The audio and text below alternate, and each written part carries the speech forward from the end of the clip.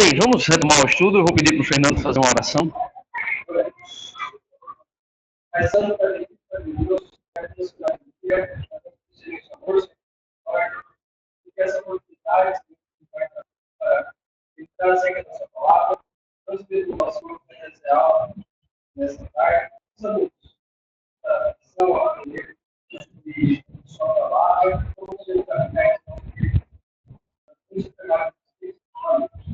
Amém, Senhor.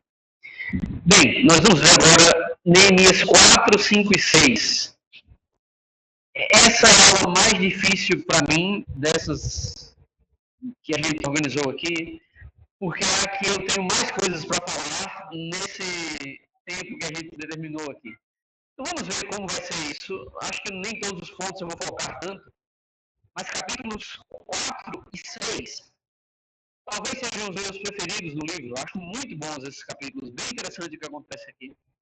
Então vamos olhar um pouco para eles. Mas ainda no contexto, a gente já estava vendo alguma coisa sobre isso. Acho que não foi agora.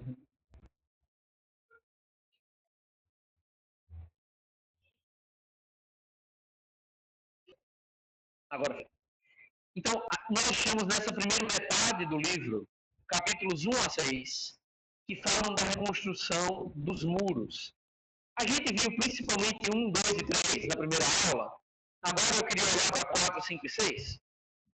Agora, lembre-se da situação que nós vimos aqui. A obra foi muito bem sucedida. A gente viu no final da aula, capítulo 6, versículo 15, e vocês aprenderam, mencionaram, todos acertaram isso nas perguntas aqui, que o muro foi concluído em 52 dias. Então, Deus deu bom êxito, conforme Neemias confiava que o Senhor faria. A grande questão é que não foi sem desafios. Quando a gente olha capítulos 1, 2 e 3, a gente pula para capítulo 6, a gente vê que foi em 52 dias, parece que deu tudo certo. Parece que tudo cooperou, que eles se uniram e não deu nenhum problema entre o povo.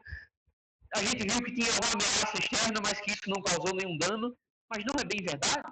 Então, entre capítulo 3, que foi aquele serviço bem coletivo entre eles, aquela cooperação entre eles, e capítulo 6, versículo 15, tem os capítulos 4, 5 e 6, que nos mostram a resistência dos adversários, a oposição que eles enfrentaram. Eu queria ler alguns versículos antes do capítulo 2. Eu vou pedir, Felipe, se você puder ler. Esse versículo que eu pus na tela, 2, 10 e depois 19. 10?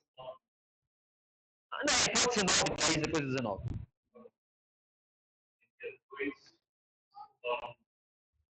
Com isso, fui aos governadores das cidades e entreguei as cartas do rei. Acompanhou-me os próprios oficiais do exército e cavaleiros que o rei deu comigo. Sambalate, Tobia, Tobia, o oficial da Tobia, ficaram muito irritados, quando viram que havia gente interessada por bens israelitas. Versículo 19. Quando, porém, Sambalate, Tobias, oficial da Tobia, Gesem, guarda, souberam disso, roubaram de nós. Eles precisavam se perguntar: o que vocês estão fazendo? Considerando o rei. Você vê 2:10, eles souberam das notícias. Neemias tinha pego cartas com o rei. A gente viu mais cedo cartas para autorizar a passagem dele, a viagem dele até Jerusalém. As notícias chegaram 2:10 aos ouvidos de Sanbalate e de Tobias. E muito lhes desagradou que alguém viesse a procurar o bem dos filhos de Israel. Não é possível que alguém se desagrada disso? Que mal tem em você querer ajudar a nação como Neemias estava fazendo? Além do mais, era a obra do Senhor, que mal tem nisso? Neemias estava fazendo uma coisa boa. Mas como os adversários olham para isso, com desagrado, eles não gostam da ideia de que a obra do Senhor está prosperando. O meu foco falou isso mais cedo, mas acho que é exatamente esse o ponto. Que quando os servos do Senhor estão ativos, estão agindo, no geral, as pessoas que não estão agradando a Deus se incomodam. A gente não deve estranhar isso. Normalmente a gente estranha. A gente pensa que talvez a gente não está fazendo a coisa certa. A gente fica olhando muito para a avaliação dos homens. A gente fica pensando, será que eu fiz algo errado? Será que eu poderia ter feito diferente para não suscitar isso? Mas o problema está no coração daquelas pessoas. Então é problema em Sambalat e Tobias. E de novo, quando Neemias convocou o povo, eles chegaram, 2,19, e desprezaram, e estavam perguntando, o que vocês estão fazendo? Vocês querem se rebelar contra o rei? Tudo aquilo que a gente viu mais cedo. Mas isso é só um prenúncio. É só uma pequena ponta do que eles realmente fariam. Então agora a gente pode ir para o capítulo 4. Eu quero olhar para o capítulo 4 com mais detalhes aqui. Como eu disse, eu acho super rico o capítulo 4. Bem interessante a história, no geral. Mas vai ser o que eles tentam fazer contra os judeus, o que eles tentam fazer contra a obra, como eles se incomodavam com a obra.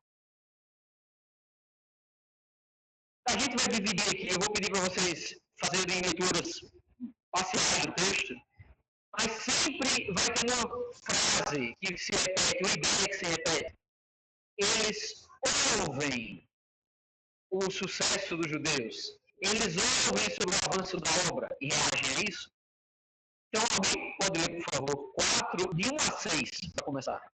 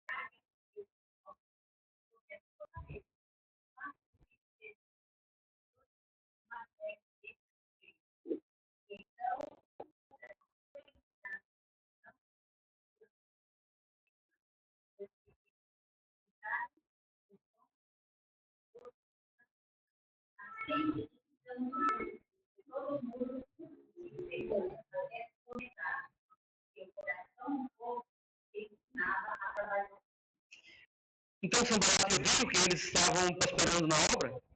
Em versículo 1 fala 3 expressões. Ele ardeu em ira. De novo, porque isso irava tanto ele, é difícil da gente entender, mas era assim que ele se sentia.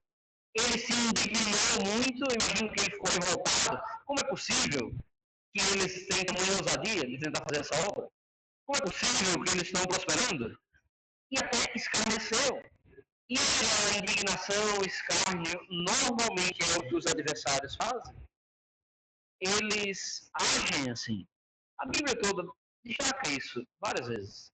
E eles agem assim porque incomoda eles. Quando os servos do Senhor estão fazendo a vontade de Deus, normalmente quando os servos do Senhor estão obedecendo ao Senhor, falando da palavra do Senhor, o que isso destaca na vida dos ímpios? O erro deles, que eles estão longe do Senhor, fica muito evidente que eles estão rebeldes, que eles estão fazendo mal. Eles estão se sentindo julgados. Eles estão se sentindo condenados pela atitude dos servos do Senhor. Então isso gera esse tipo de revolta, de ira e de escárnio. O escárnio deles não é sinal que os judeus são inferiores a eles. Na verdade, demonstra a fraqueza deles e o erro deles. E até tem outras coisas que eles falam aqui. Versículo 2 diz que ele chamou o exército de Samaria. Guarda Samaria aqui. A gente falou alguma coisa sobre Samaria durante as perguntas, eu vou explicar uma coisinha sobre isso. Mas ele chamou o exército de Samaria e ele ficou falando essas coisas. Que fazem estes fracos judeus? A gente vai permitir isso, eles vão sacrificar, eles vão acabar logo num dia só. Ele até zombava. Eles vão pegar os montões de pó e formar as pedras de novo. Eu acho que ele estava querendo zombar, querendo escarnecer da obra. O outro Tobias falava, até uma raposa vem e derruba esse muro de tão fraco que esse muro vai ser. Agora, eu não acho que eles acreditavam nisso. Quem acredita não falaria tanto nisso, porque eles estavam tão irados. Se era um muro tão fraco, se era uma obra tão ridícula, por que eles se incomodavam tanto? É porque não era tão ridícula, é porque demonstra a fraqueza deles, a má atitude deles. Agora, como a gente reagiria a isso? Eu acho que a gente, quando a gente lê a história assim, a gente pensa que isso é pouco. Mas, seja sincero, como você reagiria? Como a gente se sente quando pessoas atacam a nossa fé, zombam do nosso serviço ao Senhor, nos rejeitam? Eu acho que a gente fica intimidado com isso. A gente fica desanimado, a gente fica meio inseguro. Eu acho que a nossa tendência, muitas vezes, no geral, a gente se preocupa muito em agradar as pessoas e a gente não gosta da ideia de ser rejeitado, de ser perseguido. Eu gosto muito também do livro de Apocalipse. Apocalipse é um livro difícil, mas uma das coisas que a gente vê muito em Apocalipse é como Satanás utiliza da perseguição aos servos de Deus como a arma dele. É uma das coisas que ele faz. Ele persegue por meio do escárnio, das acusações, do medo, etc. Então eles poderiam desanimar com isso. Talvez a gente desanimasse, talvez a gente se sentisse inseguro. Talvez a gente pensasse, olha, não vai dar certo isso. Como é que a gente lida com tamanha oposição e tudo mais? Mas Neemias faz muito bem. Ele se volta para o Senhor, ele ora ao Senhor, ele coloca aquilo diante de Deus, e a oração dele é bem pesada, na verdade. Ele pede para que aqueles adversários sejam envergonhados. Veja o que ele diz no versículo 4: faze que sejam despojo numa terra de cativeiro. Pense nos judeus, eram os judeus que tinham sido levados cativos. Ele está basicamente dizendo que eles sofrem esse dano agora. Versículo 5 é bem forte. Neemias diz para Deus basicamente não perdoar o pecado deles, para Deus se lembrar do pecado deles e puni-los pelo seu pecado. É uma oração pesada essa, mas é bem comum no Antigo Testamento isso. Tem vários salmos que Davi e outros salmistas falam coisas dessa natureza. Eu vejo que Neemias não está sendo vingativo nisso. É que o nome do Senhor estava sendo ofendido. Quando Sanballat e Tobias zombavam da obra, era Deus que era atingido. Então ele está falando sobre o castigo, a resposta adequada ao pecado deles contra o Senhor. E o resultado disso, versículo 6, é que eles continuavam realizando a obra, e a obra estava avançando, e agora o muro já estava se fechando até a metade da altura, e disse que o povo tinha ânimo para trabalhar. É bem interessante isso, que eles não deixaram que os inimigos os impedissem de realizar a obra. A fé, a união, a disposição para o serviço do povo estava diminuindo bastante a ameaça dos inimigos. E eu acho que a liderança de Neemias fazendo focar no Senhor era uma boa chave para isso. Mas, versículo 7, ouvindo Sanballat e Tobias, os arábios, os amonitas e os asdoditas, que a reparação dos muros de Jerusalém ia avante e que já se começavam a fechar-lhes as brechas, ficaram sobremodo irados. De novo, eles ouviram que a obra progredia. É sempre isso. Eles ouvem sobre as notícias e aquilo os deixa furiosos. E a gente vai ver a nova investida deles, de 7 a 14 agora. Então, quem puder ler versículos 8 até 14. Neemias 4, 8 a 14.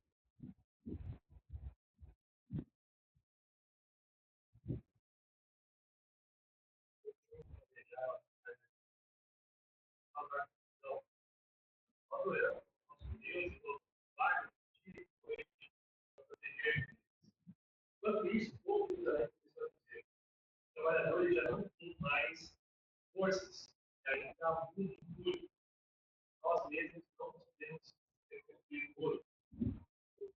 Nossos diziam: antes descubram qualquer coisa, ou estejam bem ali no meio deles, vamos matá-los e acabar com a deles.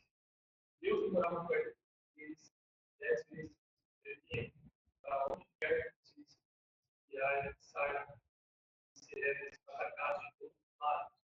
Por isso, os sorriam ou abertos, ou mais baixos, ou lugares abertos, filhos de canadas, espadas, lanças e arcos. Uma rápida descrição, diretamente de seus nomes, oficiais da presença do povo. Não tenho medo deles, deles.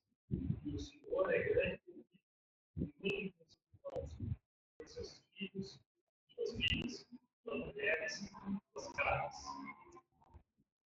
Então aqueles inimigos que ouviram aquilo, versículo 8, eles se ajuntaram de comum acordo para virem atacar Jerusalém e suscitar confusão ali. Tem uma nota interessante aqui. Veja que o versículo 7 falava de Sambalate, Tobias, Arábios, Amonitas e Asdoditas. Deixa eu explicar uma coisa geográfica aqui que talvez nos ajude a entender por que o texto está enfatizando esses povos.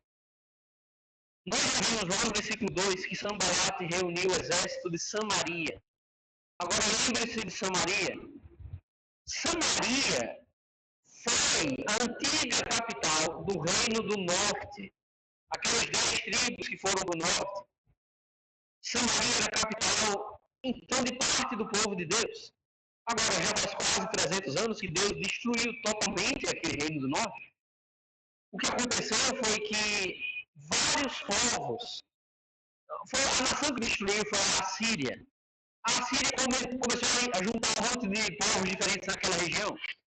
Colocou alguns israelitas, colocou povos de outras nações, e eles começaram a virar um povo misto, que tinha alguma relação com os israelitas ainda, alguma ascendência israelita, mas vários pagãos naquele meio, vários gentios naquele meio. Foi esse povo misturado que originou os samaritanos da época de Jesus, que eram desprezados pelos judeus, porque eles eram fruto dessa mistura toda. E essa mistura era uma mistura religiosa, inclusive. Segundo Reis 17 conta essa história, que eles começaram a adorar a Deus, mas eles adoravam outros falsos deuses, eles fizeram uma bagunça com a religião toda. Sambalate, pelo visto, era algum líder na região de Samaria. Agora, só tente visualizar por um momento aqui. Jerusalém está aqui, Samaria estava ao norte de Jerusalém. Sambalate estava reunindo um exército lá. Também fala dos arábios. Arábios ficavam ao sul. A Arábia fica ao sul de Israel. Então, tinha inimigos no norte e inimigos no sul. Eles falam também de amonitas. Amonitas ficavam a oeste. E falam de asdoditas. Asdoditas é um termo para filisteus também, que é bem conhecido na Bíblia. Ficava a oeste. Ou seja, norte, sul, leste, oeste, os inimigos estavam se juntando para atacar Jerusalém. Acho que a notícia era que Jerusalém estava cercado de adversários. Acho que é isso que significa aqui. Então era um problema sério. Era uma ameaça séria. Imagina isso. Só uma cidade sem muros, com um pouquinho de gente lá trabalhando de pedreiro, e tem nações das 4 regiões querendo se voltar contra eles. Daí para eles terem medo, com certeza. Mas no versículo 9, o que foi que Neemias fez diante disso? Foi? Orou e o que mais? Colocou guardas, inclusive de dia e de noite. Eu gosto que na minha versão diz, nós oramos ao nosso Deus e como proteção usemos guarda. O que é que isso nos ensina? A gente ora e a gente age. É isso que Deus quer. Deus quer que a gente faça a nossa parte. Lembra esse capítulo 2, versículo 20, eu vou sempre voltar para aquele texto. É do Deus que vai nos dar bom êxito, mas nós nos dispomos para fazer a obra do Senhor. Oração e ação não são coisas incompatíveis, são coisas que devem andar juntas. É errado essa ideia de que a gente só vai orar e a gente não vai agir em conformidade com a oração que a gente faz, não tem sentido isso. Dá para aplicar isso para muita coisa? A gente pode orar por oportunidades de evangelismo e ficar eternamente dentro de casa sem mover uma página para evangelizar? Não está certo isso? Claro que não. Quando a gente lida com desafios, eu vejo nesse texto um bom exemplo. Eles tomaram precauções, colocaram guardas ali. Colocaram guardas dia e noite, inclusive. Devia ter um regulamento nesse sentido. Mas a gente vai ficar de olho, mas a gente ora ao Senhor. É interessante a ordem, pelo menos que Neemias cita. Primeiro oraram, depois agiram. A dependência do Senhor ainda estava em primeiro lugar. É muito bom isso. Então, eu acho o versículo 9 bem bonito, assim, e talvez um versículo que vale a pena a gente memorizar. Nós oramos ao nosso Deus, e como proteção pusemos guarda contra eles. Acho que é o que Deus quer que a gente faça. Agora, vamos continuar. Tem mais coisas acontecendo aqui. Porque seria bom que as coisas ficassem só assim, mas tem mais desafios. Versículo 10, um problema interno. O povo veio para Neemias e começou a falar: já desfaleceram as forças dos carregadores? Os escombros são muitos, a gente não consegue mais fazer a obra. Parece que começaram a desanimar. Sempre é típico da nossa vida. É mais fácil a gente começar do que a gente continuar. Quantos de vocês, quando se converteram, estavam bem animados para evangelizar, para ler a Bíblia bastante, para orar bastante, com bastante envolvimento com os irmãos? E a gente começa a esfriar com o tempo, a gente começa a não ter mais o mesmo empenho de antes. A gente começa, em quase qualquer projeto da vida, a gente começa animado e depois a gente não persevera muito. Não tem nenhum valor nisso no final das contas. Se a gente começa bem animado, a gente desiste, não foi feito nada no final das contas. Mas era o que a tendência do povo nesse momento. É curioso que eles estavam enfatizando que a obra era difícil, que os escombros eram muitos, tem tanta coisa para fazer, e estavam esquecendo da força do Senhor. E Deus já estava movendo bastante coisa nesse momento da história. Mas quando a gente tira o foco do Senhor, a gente começa a olhar para as dificuldades, a gente desanima. Eu lembro de Pedro andando sobre as águas, olhando enquanto olhava para Jesus, e depois começou a olhar para a força do vento, as ondas, etc., e começou a afundar. E o fato era que tinha uma ameaça verdadeira dos inimigos. Eles estavam com um plano, versículo 11. Nada saberão disto, nem verão, nós vamos entrar no meio deles e a gente vai acabar com a obra. Eles queriam fazer um ataque surpresa. Agora, versículo 12 diz que tinham esses judeus aqui, que habitavam na vizinhança. O que é que eu estou imaginando? Jerusalém está no centro e tinha pessoas que moravam mais na periferia. Pense por um momento, quem estava mais na periferia estava mais perto dos inimigos. Acho que estavam mais vulneráveis, mais expostos aos ataques. Provavelmente por isso estavam mais ansiosos e preocupados com aquilo e ficaram por 2 meses dizendo a eles: de todos os lugares eles vão subir contra nós e eles vão nos atacar. Talvez foi útil essa notícia, embora eu acredito que isso talvez foi parte do desânimo para o povo. Tem gente, às vezes, que enfatiza muito a dificuldade, enfatiza muito, a gente vai sofrer um grande ataque, a gente vai sofrer um grande dano, não vai dar certo, mas tem gente de todo lado para destruir, e a gente desanima. Acontece às vezes. Às vezes as pessoas são bem pessimistas, por exemplo, com o evangelismo. Não tem como a gente evangelizar. Ninguém tem mais interesse hoje em dia. Quem é que se interessa no evangelho mesmo? As pessoas só querem saber da mensagem que agrada a elas, as pessoas só querem saber de dinheiro e etc. Tem alguma verdade nisso. Mas a gente enfatiza tanto o desafio, o problema, que a gente deixa de confiar no Senhor, a gente desanima. Agora, Neemias não foi por isso. Neemias agiu. Neemias colocou o povo por famílias, diz que ele colocou nos lugares baixos e abertos. Pense sobre isso. Ele escolheu os lugares, eu acho que os inimigos, que seriam visíveis para os inimigos, que eles iam ver de longe o povo armado. A ideia deles era um ataque surpresa, não ia dar certo, porque eles iam ver o povo com armas na mão, montando guarda, preparados para intervir naquilo. E ele chegou para o povo, para os líderes e para todo mundo e disse: não os temais, não é hora de ter medo. Lembrai-vos do Senhor grande e temível. O grande problema é que a gente esquece do Senhor. A gente acha grande e terríveis os inimigos, os adversários, as adversidades, o pecado, Satanás, e não o Senhor. O Senhor é muito maior. Não tem que ter medo dos inimigos. Do nosso lado está o grande e temível Deus. Então quem tem que ter medo é quem está contra ele? Não, gente. É uma boa lembrança aqui. Eu vejo, mais uma vez, Neemias muito focado no Senhor. Incrível como esse homem é espiritual, como esse homem confia em Deus mesmo, e chama as pessoas para isso. Mais cedo, na roda de conversa que nós tivemos aqui, o Felipe falou um pouco, fez algumas perguntas para a gente sobre quais estratégias, quais ações a gente pode ter para lidar com desafios, para lidar com adversidades, contra adversários, talvez. Eu acho que a chave, pensando no corpo, pensando em irmãos, está em a gente agir como Neemias, fazer as pessoas focarem mais no Senhor, chamar os irmãos para focarem mais no Senhor, vamos focar mais no poder de Deus, vamos olhar mais para a Bíblia, para o poder do Senhor, vamos deixar de lado tanto a dificuldade, vamos evitar desanimar tanto o povo. Eu leio esses versículos e eu lembro muito daquela história de Números 13 e 14. Vocês lembram o que aconteceu em Números 13 e 14? Acho que você ou o Fernando fizeram um podcast sobre isso recentemente, não vocês vão lembrar.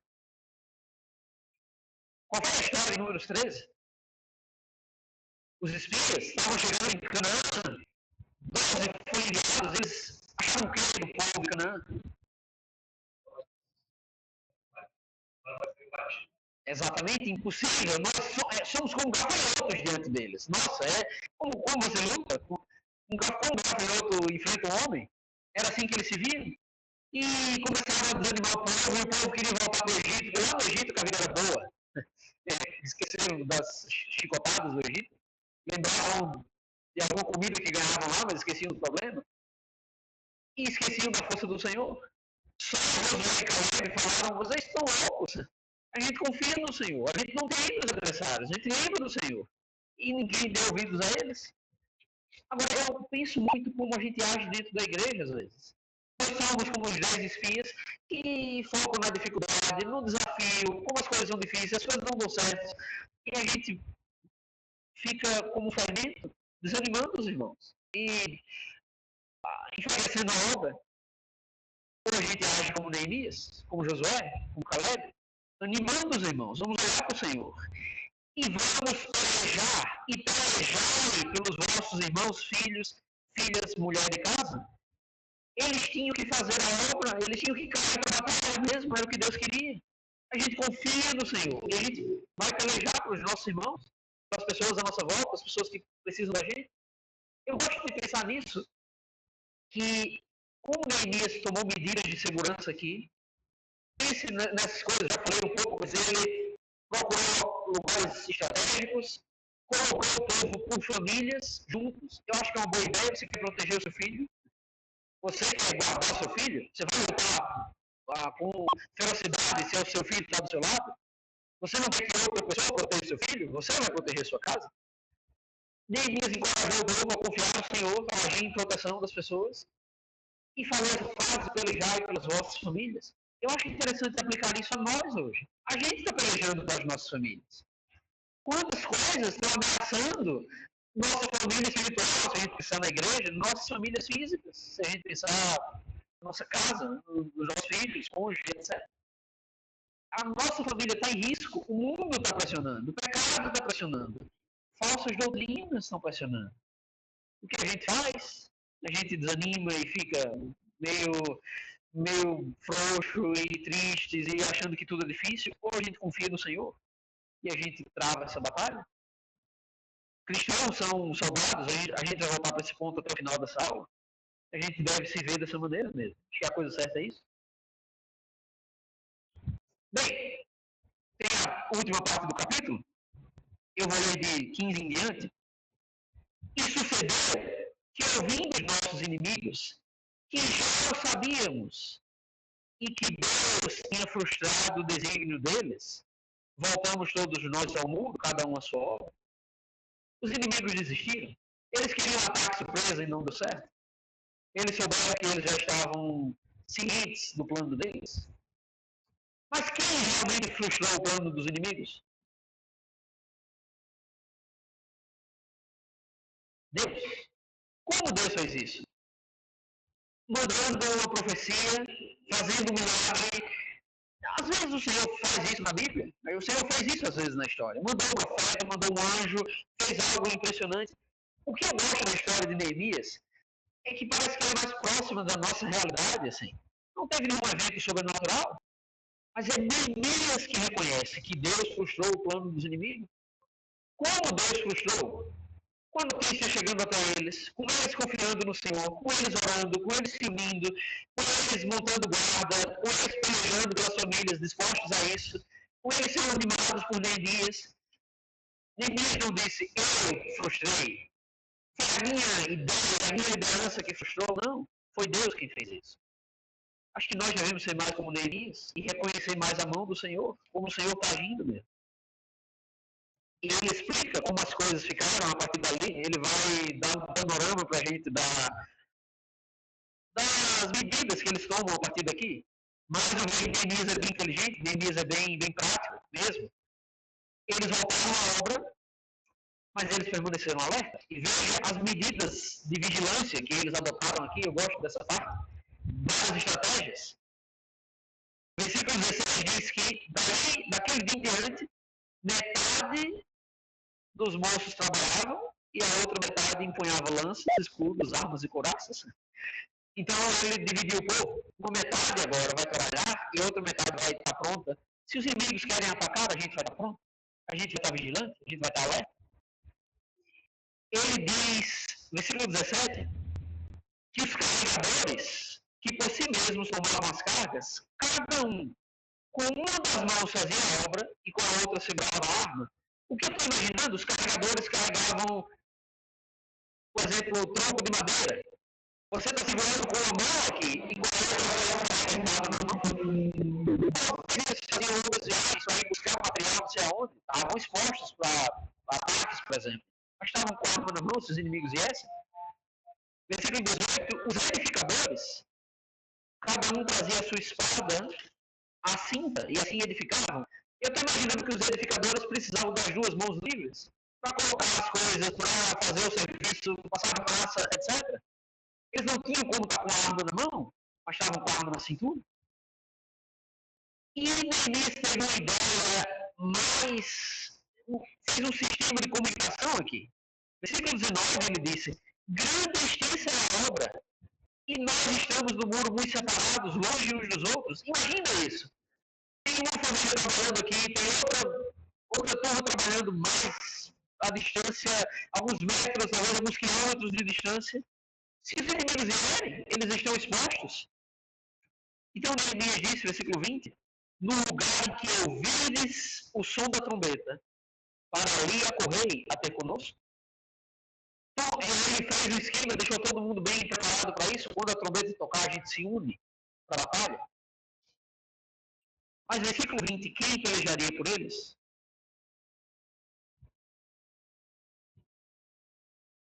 O nosso Deus pelejará por nós.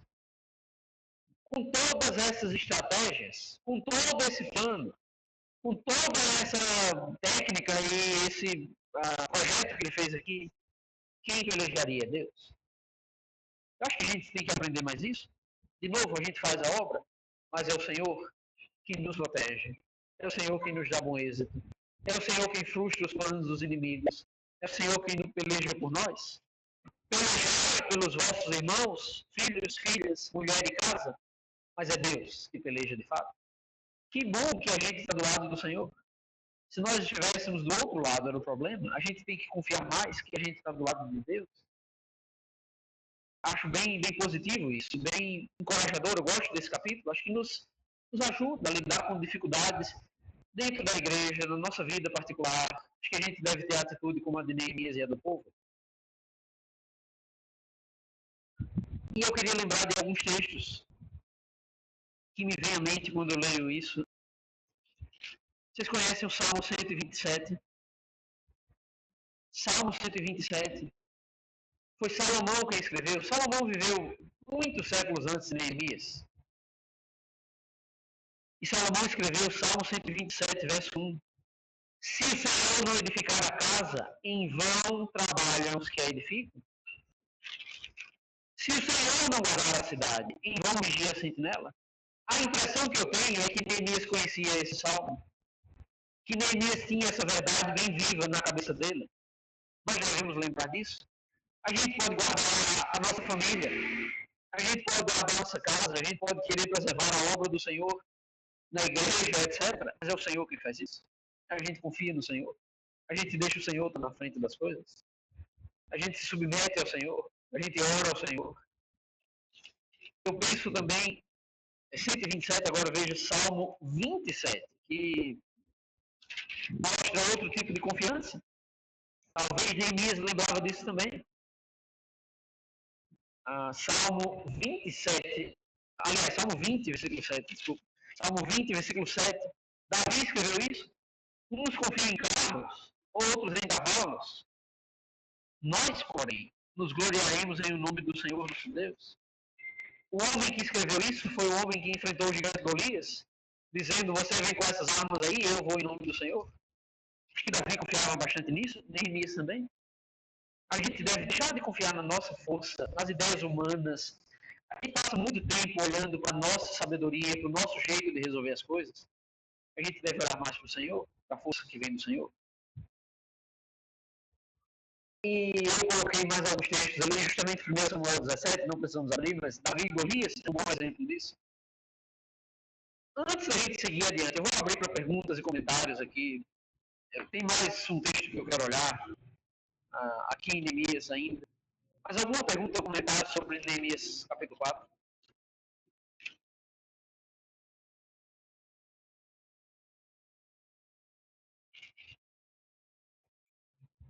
Então vamos para a próxima dificuldade que eles tiveram que lidar.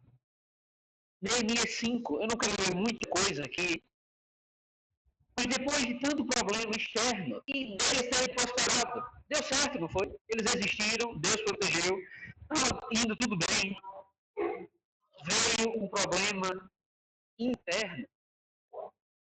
Neemias 5 nos diz, versículo 1, que foi grande o clamor do povo e de suas mulheres contra os judeus, seus irmãos. E o povo vai basicamente contar aqui para Neemias que eles estavam passando por bastante pobreza, eles mal tinham comida, e eles fizeram alguns negócios para poder ter comida. Eles arrendaram algumas terras deles para outras pessoas, pagaram tributos para outros judeus, até chegou ao ponto, versículo 5. No entanto, nós somos da mesma carne como eles, eram outros judeus fazendo isso. E nossos filhos são tão bons como os deles. E eis que sujeitamos nossos filhos e nossas filhas para serem escravos. Algumas de nossas filhas já estão reduzidas à escravidão. Não está em nosso poder evitá-lo, pois os nossos campos e as nossas vinhas já são de outros. Eu acho que o problema é que eles provavelmente pegaram emprestado recursos com pessoas que tinham mais dinheiro, tinham mais terras, etc. Não tinham como pagar. Para pagar, começaram a entregar seus filhos como escravos. Mas eram judeus, eram irmãos, e eles estavam criando esse tipo de coisa entre eles. Provavelmente a ideia de usura, acho que estavam emprestando recursos a eles, querendo ganhar alguma coisa em troca com isso. Você empresta e quer ganhar juros, quer lucrar em cima disso. A lei de Deus proibia bastante isso. E isso, versículo 6 de Neemias 5, muito aborreceu Neemias, ele ficou irado com isso. Ele vai falar coisas duríssimas, ele vai dizer, olha, nós sofremos tanto, nós somos levados cativos, a gente foi humilhado por outros povos, para a gente voltar e vocês fazerem isso uns contra os outros, para vocês estarem explorando uns aos outros, para os irmãos judeus estarem escravizando uns aos outros. É isso que a gente vai fazer. É absurdo, Neemias vai ser bem duro, vai dar uma bronca severa, vai fazer alguns deles restituírem o que tinham pego, vai fazer o povo se comprometer que não fariam isso. E é bem bonito, capítulo 5, que Neemias, o próprio Neemias vai dizer que ele abriu mão do salário que era devido a ele como governador, que ele hospedava várias pessoas, alimentava várias pessoas, ele tentou ser bem generoso, hospitaleiro, para não explorar os seus irmãos. Eu fico pensando isso dentro da igreja, como, às vezes, o que mais causa dano não são as ameaças externas, são as internas. A gente se destrói por dentro, e é isso que gera o problema. Contendas, rixas, às vezes irmãos fazendo isso. Irmãos semeando contendas, irmãos falando mal dos outros, colocando uns contra os outros. Isso é horrível. Paulo abominava isso, mesmo, Cristo abomina isso, Deus odeia isso, Provérbios fala bastante sobre isso. E é o que Satanás quer, nos destruir por dentro. Parece que isso virou um problema maior do que as ameaças externas, veja só. A gente tem que tomar cuidado com isso, se não é por dentro que a gente se destrói mais do que com as ameaças de fora. E isso nos leva, para encerrar essa aula, a capítulo 6, que é a última tentativa dos inimigos. E vamos tentar ver aqui, eu quero ser mais rápido, porque só temos mais 8 minutos aqui. Esse capítulo 6, você viu que os inimigos não conseguiram prosperar. Eles tentaram, mas não deu certo. Neemias não parava, a obra não parava. Capítulo 6, versículo 1. Tendo Sanbalate, sempre ele. Tobias, sempre ele. Gesem, sempre esses três. E o resto dos nossos inimigos. Eles ouviram que eu tinha ficado bom e que nele já não havia brecha nenhuma. Ainda que até este tempo não tinha posto as portas nos portais. Agora é importante ter portas, é claro. O muro estaria bem aberto se não tivesse portas, mas só faltava isso. A obra estava em fase de acabamento. Eles tiveram uma ideia. Eu acho que eles perceberam. A gente não para essa obra porque tem um bendito líder lá na frente que está prejudicando as coisas, que anima o povo. Então vamos fazer o seguinte, vamos atingir esse cara. Vamos tirar esse cara de cena. É a última cartada deles. Mas o que eles fazem no versículo 2? Vem, encontramos-nos nas aldeias, no Vale de Ono. Eu acho que era um pedido, olha, a gente vai habitar aqui, a gente vai ser vizinhos, então vamos fazer um tratado de paz entre nós. Você vai viver em Jerusalém, a gente vive aqui em Samaria, então vamos ter um acordo de paz. Mas o que Neemias percebeu? Porém, tentavam fazer-me mal. Eles não estavam com a intenção de fazer nenhum acordo de paz. Acho que queriam colocar Neemias numa cilada. Vale de Ono era a distância, era um lugar exatamente no meio entre Samaria e Jerusalém, bem no meio mesmo. Eu acho que eles quiseram chamar para um território neutro. Parecia que era um tratado de paz, mas era uma armadilha. E eu gosto muito da resposta de Neemias. Versículo 3. Estou fazendo grande obra, de modo que não poderei descer. Por que cessaria a obra enquanto eu a deixasse e fosse ter convosco? Neemias entendia que ele estava empenhado numa grande obra que pertencia a quem? Ao Senhor. Como eu vou deixar essa obra para ir conversar com vocês? Neemias não se distraía. Ele permanecia focado. Agora eles eram insistentes. 4 vezes, versículo 4, enviaram o mesmo pedido. Você cede à insistência. Alguém vem e oferece uma vez, faz o pedido uma vez, a primeira vez é fácil dizer não, mas o cara vai e diz segunda vez, terceira vez, quarta vez. Geralmente a gente tem a tendência de ficar achando mais constrangedor. A gente vai amolecendo um pouco. Por várias razões a gente acaba cedendo à insistência. Isso é a tentação, o pecado. Tu seduz uma vez, 2 vezes, 3 vezes, até que a gente cai. Eu, porém, lhes dei sempre a mesma resposta. Neemias não caiu nessa. Agora, uma quinta vez, eles tiveram uma ideia, eles mandaram uma carta aberta. Carta aberta é uma carta que não está selada. Quando a gente recebe às vezes uma carta talvez uma fatura, alguma carta de um banco, alguma coisa, um telegrama, alguma coisa assim, geralmente vem lacrada. E a gente entende que é inadequado violar uma correspondência que não é para você. Agora, se a carta está aberta, se a carta está aberta, qualquer um pode ler. Por que ele estava mandando uma carta aberta? Eu acho que era para todo mundo ler no caminho. Era uma estratégia para aquilo se espalhar. Era um boato bem organizado, assim, engendrado por eles aqui. E a carta dizia, olha, versículo 6, entre a gente se ouviu, e Rezim diz que tu e os judeus intentais revoltá-los. Por isso edificas o muro, e segundo se diz que eles são reis deles, e puseste profetas para falar a teu respeito em Jerusalém, dizendo este é rei de Judá. Ora, o rei ouvirá isso, segundo essas palavras. Vem, pois, agora e consultemos juntamente. Eles estão dizendo, olha, tem um boato que você quer dar um golpe, que você tem até profetas se declarando rei. E a gente quer resolver isso. A gente não quer que isso se espalhe e gere algum problema. Agora, quem estava criando o boato, na minha opinião, era eles. Eles estavam criando a história, espalhando a história, para amedrontar Neemias. Mas Neemias disse, versículo 8, não, de tudo que dizes, coisa alguma sucedeu. Tudo teu coração é que inventas. Porque todos eles procuravam atemorizar-nos, dizendo as suas mãos largarão a obra, e não se efetuará. Agora, pois, ó Deus, fortalece as minhas mãos. Neemias não cede às distrações, às tentações, às ameaças dos adversários. É um bom exemplo para a gente. A gente não deve, de jeito nenhum, ceder a isso mesmo. Eu acho bem interessante a ideia de distrações. Paulo falou sobre isso com Timóteo. Eu disse que nós somos soldados em serviço.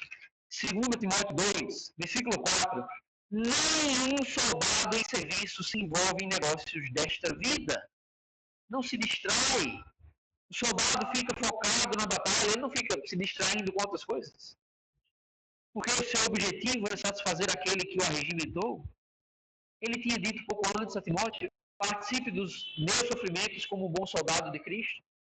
Nós somos soldados de Cristo. Quantas coisas querem nos distrair da obra que nós temos que realizar? Pense sobre isso.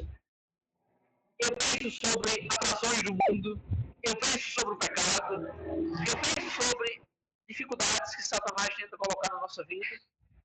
Em 2 Timóteo, um problema muito sério era falsos mestres com discussões insensatas. Queriam ficar discutindo questões teológicas, eu acho que era isso, e tirando o foco da palavra de Deus e do serviço. Isso nos distrai, isso atrapalha. A gente não deve ceder a isso. Neemias é um bom exemplo de alguém que perseverou. E a última cartada deles, fechando o capítulo 6, versículo 10, Neemias 6:10. Tendo eu ido à casa de Semaías, filho de Delaías, filho de Meretabel, que estava encerrado, disse a eles, vamos juntamente à casa de Deus, ao meio do templo, e fechemos as portas do templo, porque virá uma tarde, aliás, de noite virá uma tarde. Esse homem, eu não sei nada sobre esse tal Semaías. Eu acho que ele estava se colocando como um profeta, e acho que ele estava dizendo que ele tinha uma profecia aqui para Neemias. Que vem esse pessoal te matar, você deve se esconder no templo. Será que Neemias poderia entrar no templo? Será que Neemias poderia entrar naquele lugar ali? Agora tinha um profeta dizendo isso? E veja a resposta dele, versículos 11 e 12. Porém eu disse, homem como eu fugiria, e quem há como eu, que entre no templo para que viva. De maneira nenhuma entrarei.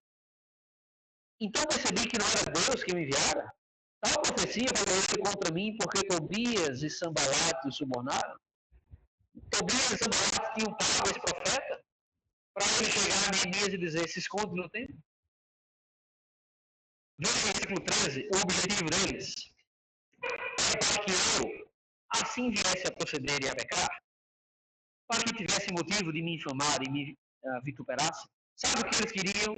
Que Neemias entrasse no templo e pecasse feio, e todo mundo visse que ele era um covarde e que ele desobedecia ao Senhor quando ele não tinha autorização de entrar no templo. só sacerdotes tinham.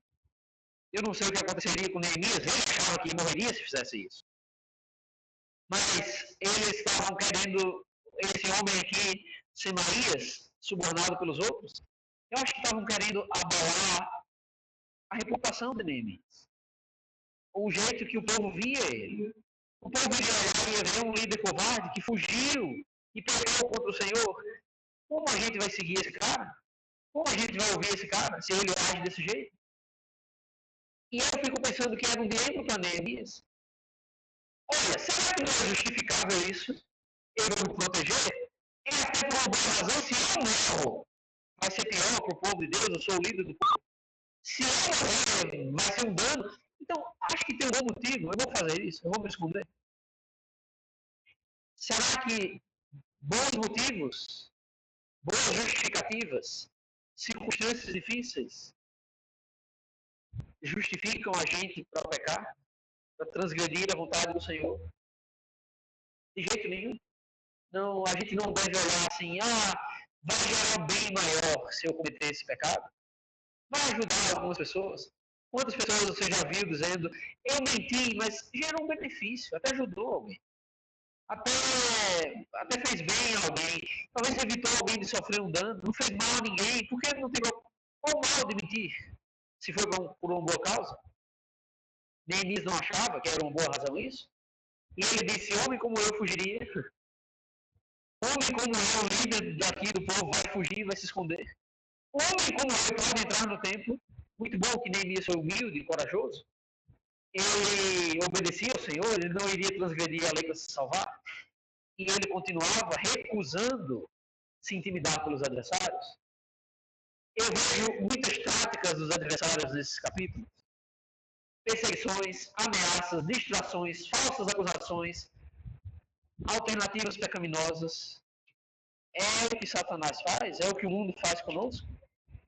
A gente lida com coisas muito parecidas. Agora, o que a gente faz? A gente cede ou a gente resiste? Eu acho muito bom o exemplo de Neemias, como alguém que permaneceu vigilante e não cedeu, não pecou, não se deixou levar por isso. Bem, falei demais, peço desculpas por ter passado alguns minutos aqui. Como eu disse, tem bastante coisa nesses capítulos, mas eu espero que seja útil e encorajador para a gente meditar nessa parte da história. Obrigado, irmão. Vou deixar com o Fernando.